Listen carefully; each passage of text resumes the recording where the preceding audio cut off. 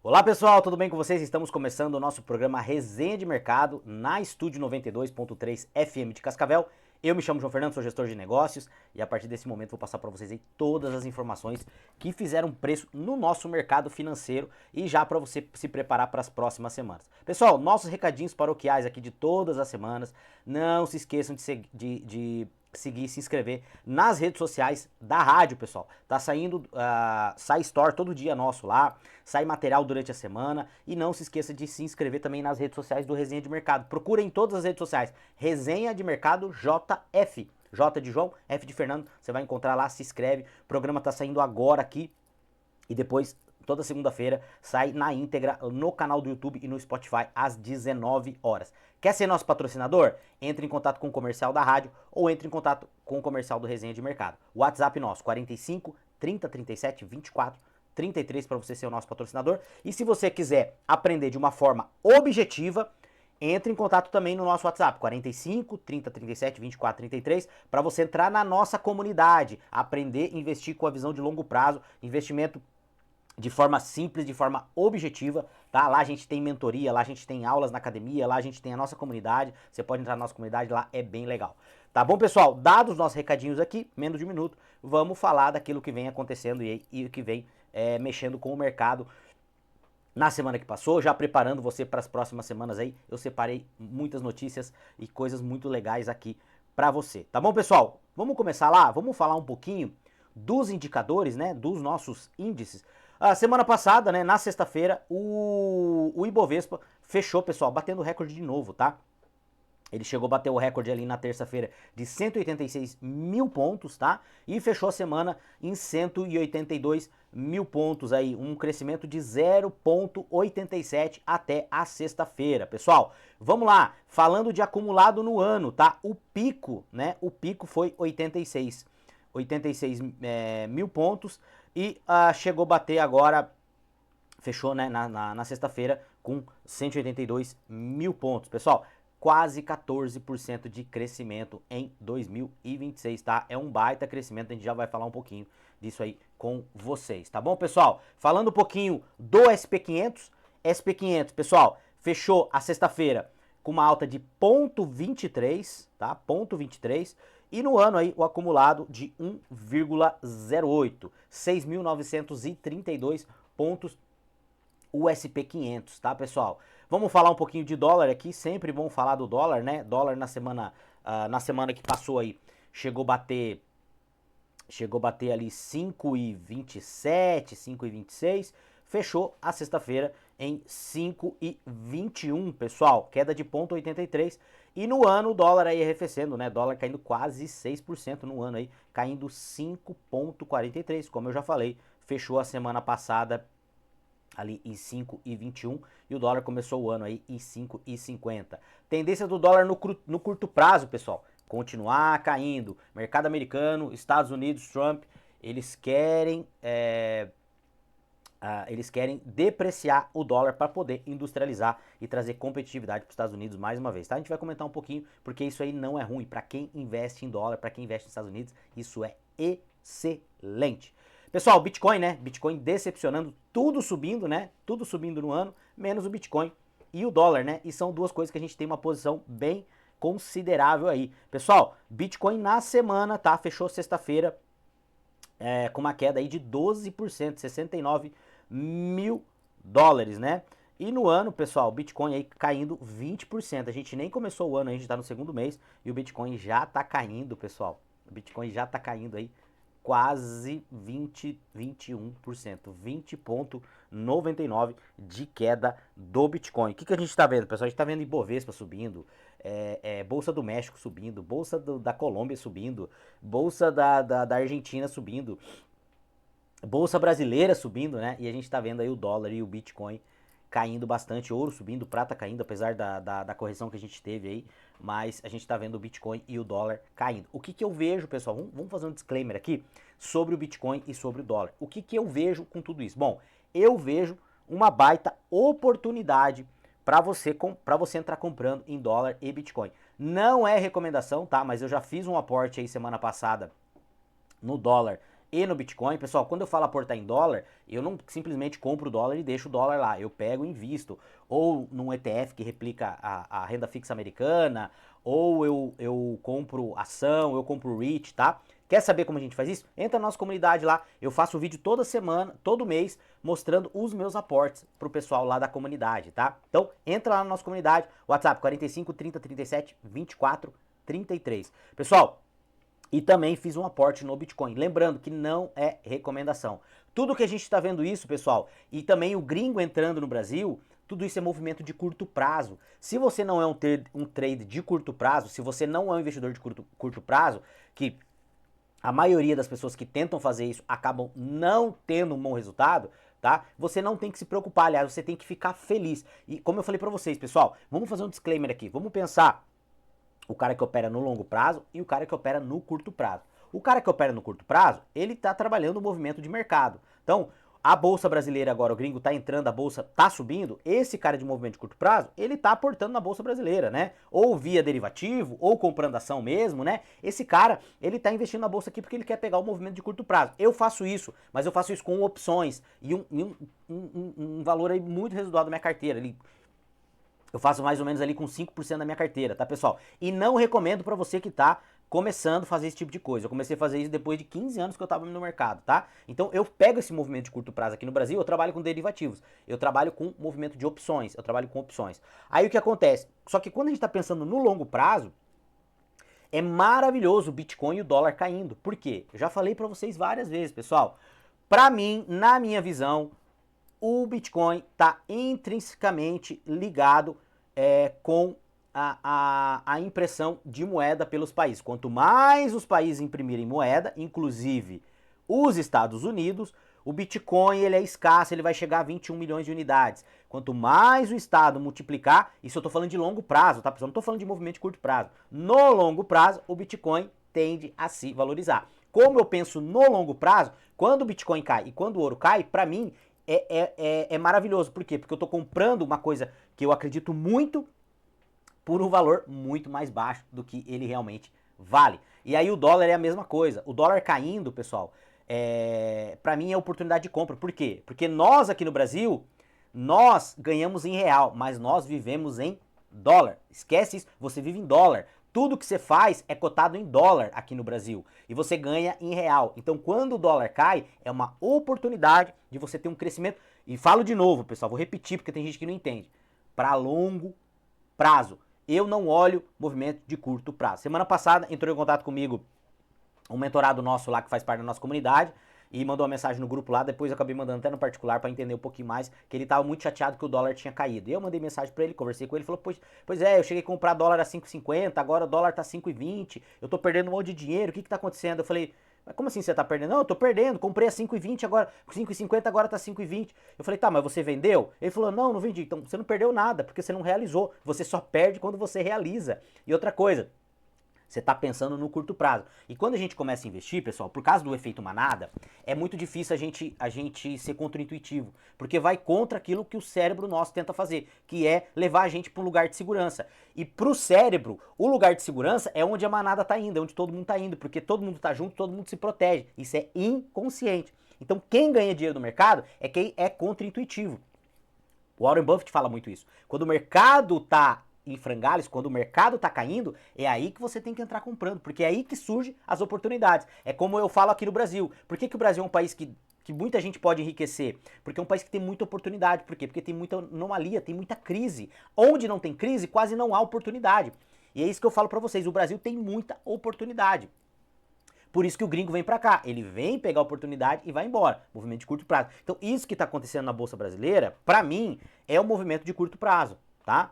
É um movimento de curto prazo. Eu não estou aportando, salvo os fundos imobiliários que eu reinvisto os meus dividendos, eu não estou aportando aqui no Brasil valor significativo, tá? Eu estou aportando lá fora.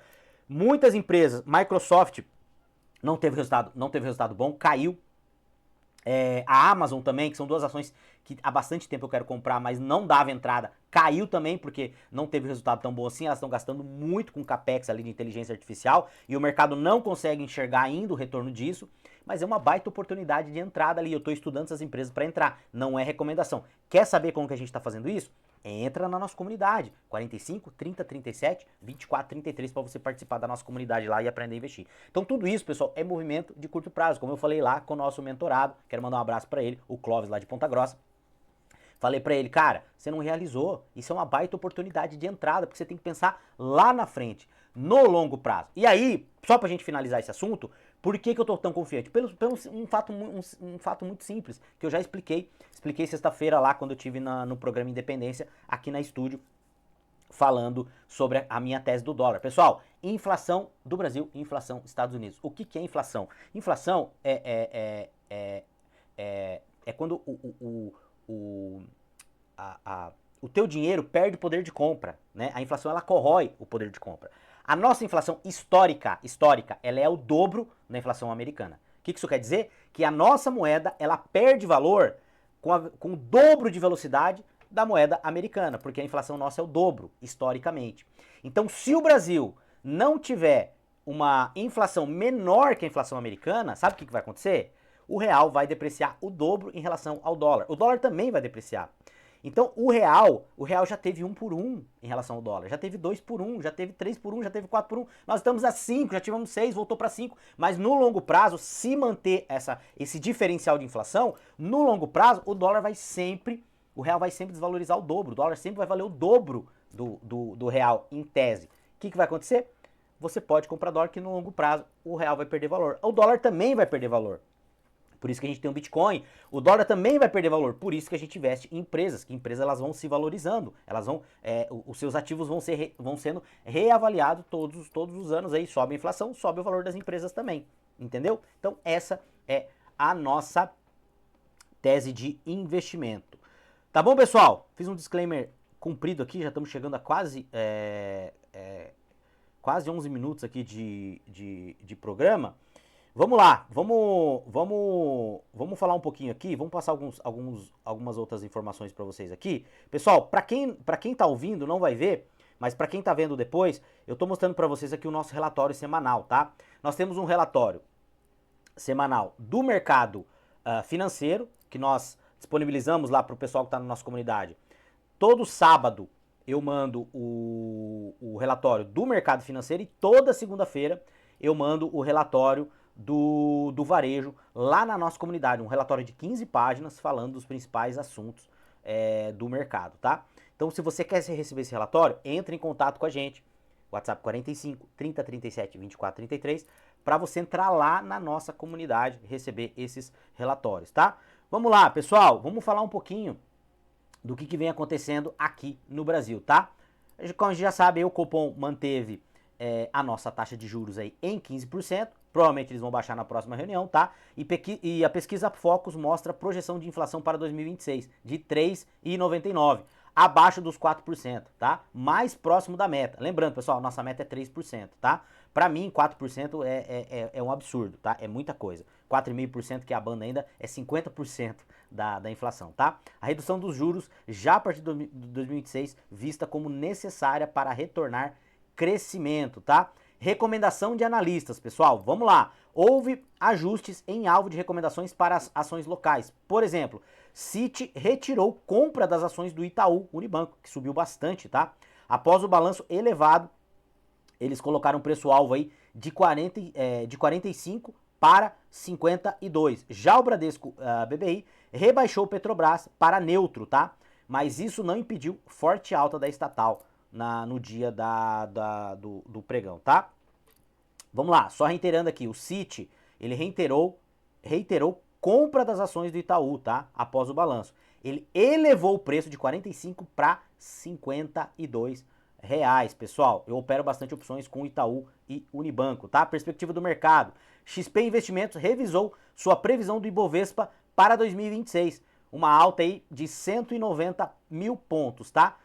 Para cenário de 253 mil pontos. Ou seja, 90 mil pontos, patamar mediano, e um patamar otimista aí, 200 250 mil pontos aí, tá bom? De forma geral, espera-se valorização de fundos imobiliários e ações de lajes logísticas quando os juros começarem a cair. A gente já está posicionado, eu já estou posicionado em fundo imobiliário. Não adianta você querer comprar fundo imobiliário depois que o Copom baixar a Selic, tá? Esquece, tá? O IFIX encerrou 2025 com uma alta aí de 21%, tá? Mas ainda operando com desconto de 10%, segundo as métricas lá do próprio IFIX, tá? Em relação ao seu valor patrimonial, tá bom, pessoal? Aqui o nosso relatório, pessoal, eu não vou passar aqui porque tem bastante notícia.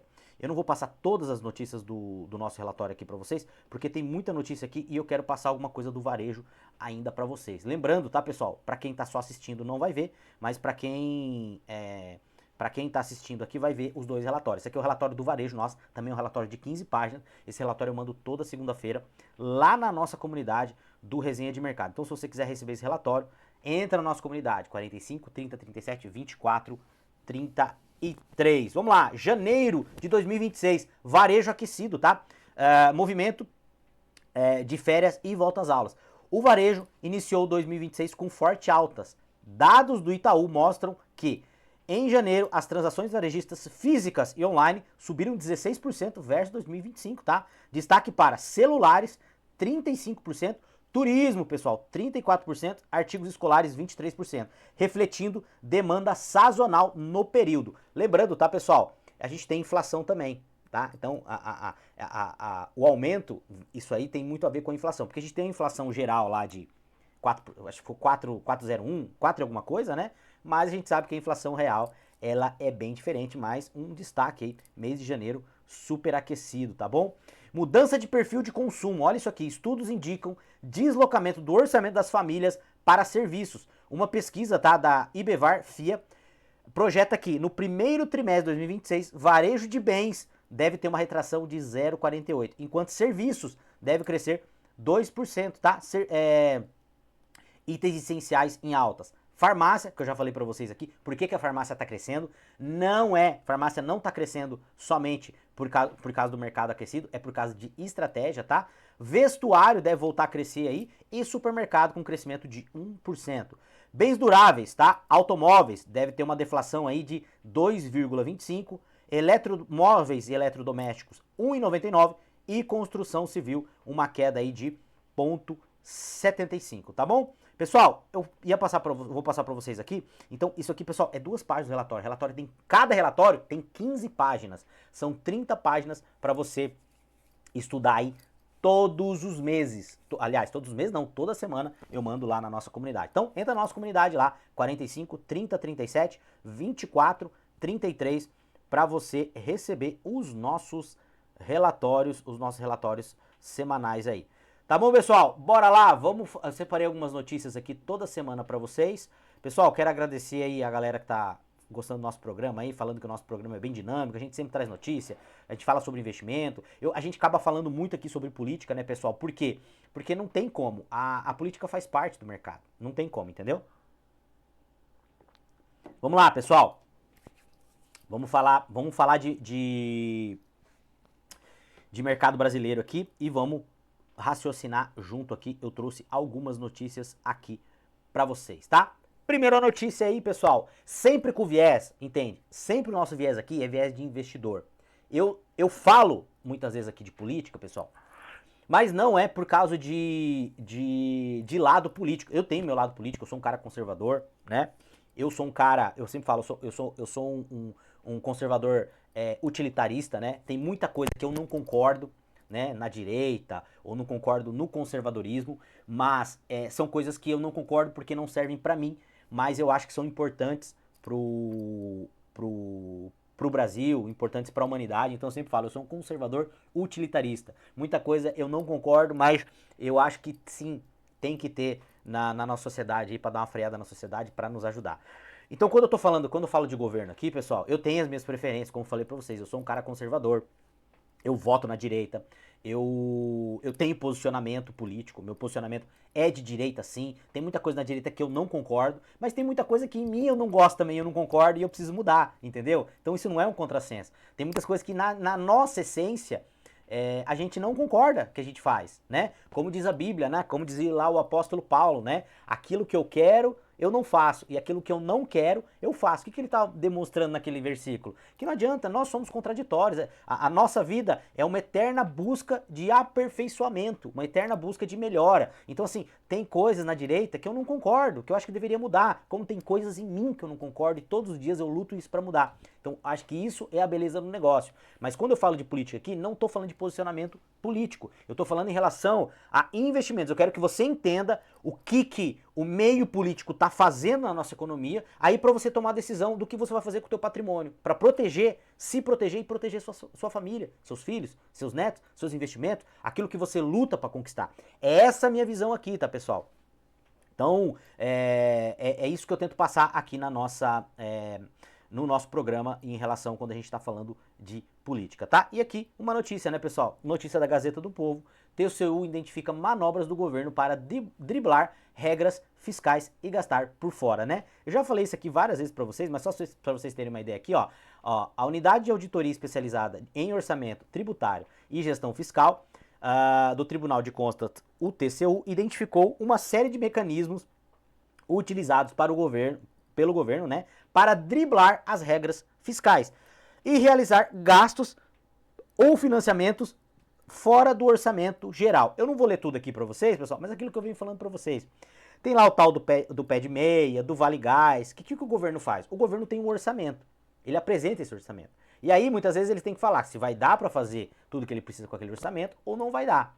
E aí ele tem a meta fiscal dele. Só que essa meta fiscal é uma meta mentirosa. Por quê? Porque várias coisas são tiradas do orçamento. Por exemplo, precatório está sendo tirado do orçamento.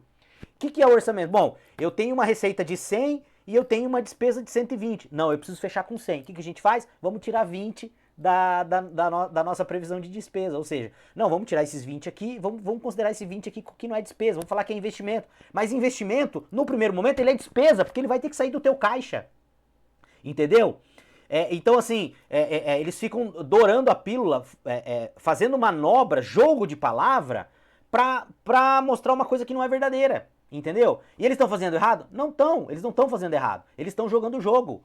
Né? Eu já falei pra vocês aqui da reforma política. A gente precisa de uma reforma política, depois fazer uma reforma administrativa. Então, o que eles pegaram? Eu tenho uma receita de 100 e eu tenho uma despesa de 120. Não, vamos tirar 20, vamos falar que é investimento, vamos jogar para outro lugar e vamos falar que isso aqui não é despesa. E aí nós vamos fechar nossa conta. Só que o que vai acontecer? Que vai acontecer se você fizer na tua casa?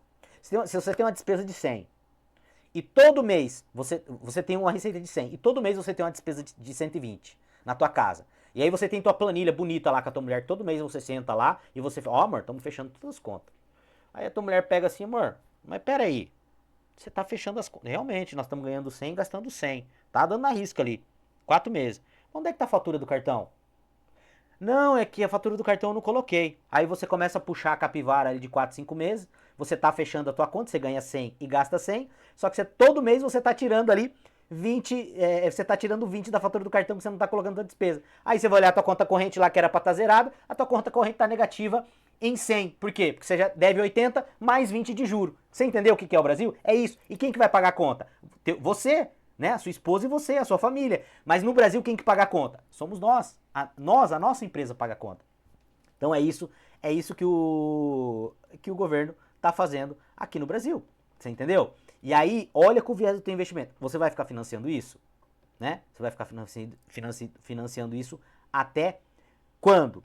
Né, pessoal? Outra notícia aqui, ó, para você, isso que eu falo para vocês, pessoal. A gente tem uma janela, se prepare, se você não sabe ainda, guarda um pouco do teu patrimônio, não é recomendação, mas aprenda a investir e aprenda a tirar um pouco do teu dinheiro do Brasil. Olha essa notícia aqui. Petista indicado ao BC defende regulação de capitais e nova meta de inflação. Documento do PT, coordenado por Guilherme Melo, sugere ampliação das atribuições da autoridade monetária, monetária para o combate de desigualdades. Ou seja, o Banco Central, o novo indicado para o BC aí, né? Ele quer usar o órgão para desigualdade. E pessoal, eu falo para vocês, quanto mais a gente tenta diminuir a desigualdade, mais desigual a gente fica. E aí o que esse cara, ó, o economista e sociólogo Guilherme Melo, tá? Isso aqui é uma matéria do site Antagonista, tá? Indicado por Fernando Haddad para a diretoria do Banco Central, foi um dos responsáveis pelo texto que serviu como base à formulação do programa de governo de 2022 do atual governo, tá? O texto propõe alteração no regime de metas vigentes no país, né? Eles querem mudar o regime de meta, vai vendo, tá? A sugestão é priorizar o núcleo do índice, excluindo itens com variação de valor, como combustíveis, ou seja, acabei de falar para vocês, vamos tirar tudo aquilo que mexe no desempenho para parecer que tá tudo bonito e vamos deixar, né? Vamos fazer o engana trouxa aí para todo mundo achar que tá tudo bem aqui no Brasil. E o pior, pessoal, o pior é a regulação de capitais, tá? O plano consiste ainda no estímulo à concorrência de mercado bancário. Afirma que a sobrevalorização da moeda brasileira prejudicou a indústria nas décadas passadas. Ou seja, ele quer mexer na conta de capital. Sabe o que vai acontecer se acontecer isso, fechar a conta de capital? Você vai ter muita dificuldade de tirar dólar do Brasil. Para você tirar dólar do Brasil, você vai ter que pagar um caminhão de dinheiro, tá? Vai ficar inviável. E sabe o que vai acontecer? O real vai depreciar muito mais. Você vai ter saudade. Se isso acontecer, você vai ter saudade. Você vai ter saudade do dólar a R$5. Porque o dólar vai para 15, vai para 20. Você entendeu? Vai acontecer o que vai acontecer na Argentina, tá? Então a gente tem uma janela. Aprenda a proteger o teu patrimônio, tá? Não é recomendação, mas você precisa aprender, você precisa tirar um pouco do teu patrimônio do Brasil, tá? Até como visão de investidor. O investidor global, ele tem dinheiro fora do Brasil. Então, vai vendo. Aqui uma outra notícia também, pessoal. Vai vendo. Luiz Stumberg. Hoje o Brasil opera com gasto público insano, né? Se eu não me engano, pessoal, vê se eu tô falando besteira aqui. Esse cara aqui votou no PT, né? Esse cara aqui votou no PT e ele achava que o PT não ia fazer o que tá fazendo, né? Pessoal, uma coisa que a gente pode falar, né? O governo ele veio e tá cumprindo aquilo que ele falou que ia cumprir. Em alguns pontos não, né? Mas a maioria, né? O gestor Luiz Stumberg, da Verde Asset, que é um cara super famoso aí, né? Enxerga o Brasil operando em um nível público insano para um país emergente, pessoal. O que ele tá falando aqui, ó? A gente tem um déficit de 0,5%, déficit primário, tá, pessoal? Aqui é tirando o juro, tá? Da dívida. Ó, nós estamos gastando o governo está gastando 38% do PIB, quase 40% de tudo que é produzido no Brasil vai pro governo e o governo gasta, tá? O que é um negócio insano para um país emergente. Não existe paralelo, afirmou ele, o gestor, tá? Ao comparar o tamanho do Estado com a renda per capita do Brasil. Na avaliação do gestor, isso impulsiona a trajetória da dívida pública para um quadro preocupante. Aquele exemplo que eu dei para vocês agora.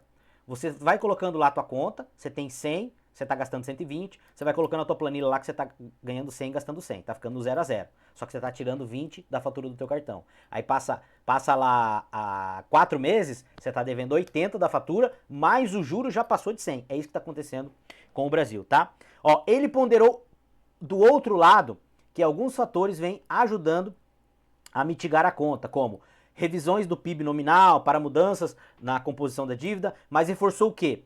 Tendência segue ruim. Mesmo assim, nós vamos encerrar o governo com 82% da dívida, tá? Isso é no padrão brasileiro, tá? No padrão internacional, que soma lá os tesouros emitidos e tal, nós já estamos chegando a 100%. Olha isso aqui, pessoal. Ao considerarmos juros, hashtag já tirou o teu dinheiro do Brasil hoje? Olha essa notícia aqui, tá?